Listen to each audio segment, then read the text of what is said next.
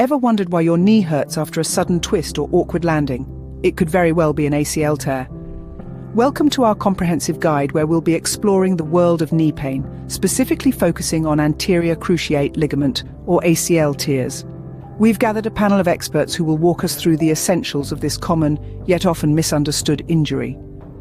We'll be covering everything from the basics of what the ACL is to the causes and symptoms of an ACL tear. We'll also be discussing how healthcare professionals diagnose this injury, the different treatment options available, and the strategies for effective recovery and rehabilitation. Not only that, but we'll also be sharing some valuable tips on how to prevent ACL tears. So whether you're seeking to understand your own knee pain or just curious about the topic, we've got you covered. Stay tuned as we delve deeper into the intricacies of ACL tears and knee pain. Before we dive into ACL tears, you might be asking, what exactly is the ACL? Well, let's unfold this mystery.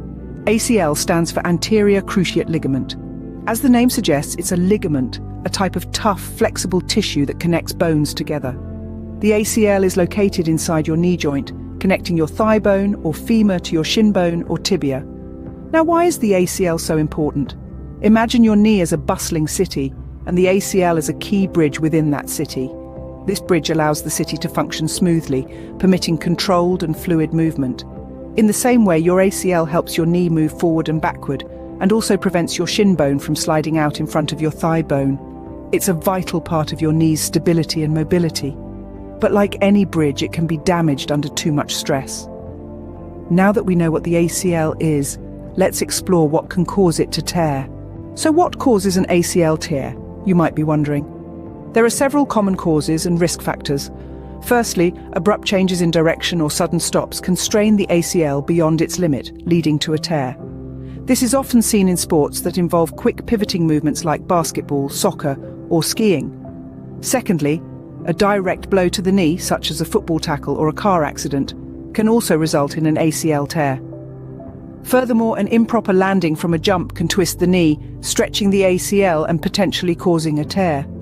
Certain risk factors can make an individual more susceptible to ACL tears. These include being female due to anatomical and hormonal differences and having weak leg muscles or poor coordination. And let's not forget the impact of previous knee injuries. Once the ACL has been injured, it's more prone to future tears. Knowing the causes is half the battle. Next, we'll discuss how to recognize an ACL tear. How can you tell if you've torn your ACL? It's a question that many athletes and active individuals often grapple with. The symptoms of an ACL tear can vary widely, but there are a few key signs that may indicate this type of injury. One of the most common symptoms is a sudden, severe pain in the knee at the time of injury. You might even hear or feel a pop. This is often followed by rapid swelling within the first few hours. The swelling is your body's immediate response to the injury, and it can make the knee feel tight and difficult to move.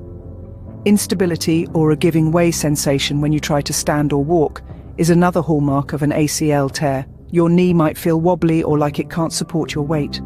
This feeling of instability is due to the torn ACL no longer being able to keep the knee joint properly aligned.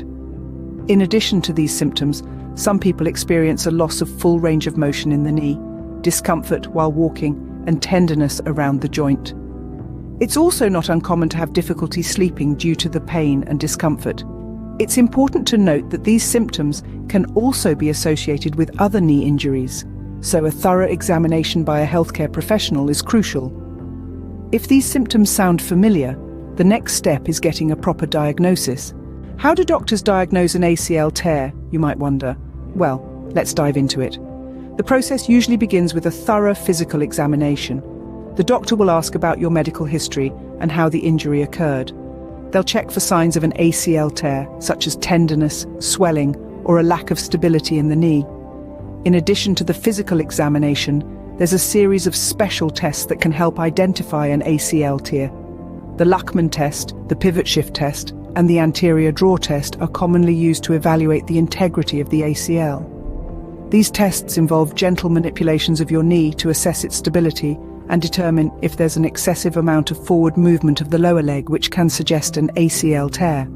But physical examination and special tests are not always conclusive. Sometimes the knee is too swollen or painful to perform these tests accurately. That's where imaging techniques come into play. Magnetic resonance imaging, or MRI, is often used to confirm a suspected ACL tear. MRI provides detailed images of the knee's soft tissues, including the ligaments. It can clearly show if the ACL is torn and if there's damage to other structures in the knee. In some cases, an arthroscopy may be performed. This is a surgical procedure where a small camera is inserted into the knee to allow the doctor to see the ligaments directly. Once diagnosed, it's time to explore treatment options. So you've been diagnosed with an ACL tear. What are your treatment options? First, let's explore conservative management. This might be the route for you if your tear is minor and your lifestyle doesn't involve high-impact activities. Conservative management involves rest, ice, compression and elevation, often remembered as the RICE protocol. Pain management may include over-the-counter medications like ibuprofen or prescribed medications from your doctor. Next, let's talk about physical therapy. This is often the next step after initial healing. A trained physical therapist can guide you through exercises that strengthen the muscles around your knee, improving stability and reducing the risk of further injury. But what if conservative management and physical therapy aren't enough?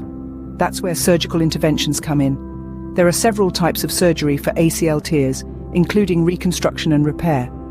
In a reconstruction, the torn ligament is replaced with a graft often taken from another part of your body, like the patella tendon. In a repair, the torn ends of the ligament are stitched back together. The choice between reconstruction and repair depends on the extent of the tear and your personal circumstances. Remember, the best treatment option for you will depend on your lifestyle, the severity of your tear, and your personal health. It's important to discuss these options in detail with your healthcare provider to make an informed decision. After treatment, the road to recovery begins. What does recovery from an ACL tear look like? Now, that's a question many of you may be asking. Well, the journey to recovery is a gradual process that involves several steps. First and foremost, rehabilitation begins, often with physical therapy. This typically includes a range of exercises to help regain strength, flexibility and balance. From leg lifts to squats and hamstring curls to balance drills, each exercise is designed to gradually restore the function of your knee. Moving on, we have specific rehabilitation protocols. These are tailored to each individual, based on factors like age, activity level, and the severity of the tear. The protocols guide you through the various stages of recovery, ensuring that you progress at a safe and effective pace. Lastly, let's talk about recovery timelines. While everyone's body heals at a different rate, a general guideline is anywhere from 6 months to a year for a full recovery. Recovery is crucial, but prevention is always better than cure. How can you prevent an ACL tear? This question is as crucial as understanding the causes and treatments. Prevention strategies revolve around 3 main pillars. The first is strengthening exercises, particularly those that target the muscles around the knee, like the quadriceps and hamstrings. Strong muscles can better support the knee joint, reducing the risk of injury. The second pillar is warm-up techniques. Warming up before any physical activity helps prepare your muscles and joints for the task at hand. A good warm-up includes dynamic stretching and light aerobic activity to increase blood flow to the muscles. The third pillar is participation in injury prevention programs. These programs, often led by physical therapists or trainers, provide education and training on safe movement patterns and techniques to prevent injuries. Remember, an ounce of prevention is worth a pound of cure. Prevention is key, but knowledge is power. Let's recap what we've learned. As we wrap up this informative journey, let's recap what we've discussed. We delved into the anatomy of the ACL, understood its crucial role in knee function, and explored causes and symptoms of an ACL tear. We then navigated the landscape of diagnosis and treatment options, followed by rehabilitation strategies and preventive measures. For more in-depth knowledge, we encourage you to explore additional resources on knee health. Remember, understanding is the first step towards better knee health. Thank you for joining us, and here's to your health.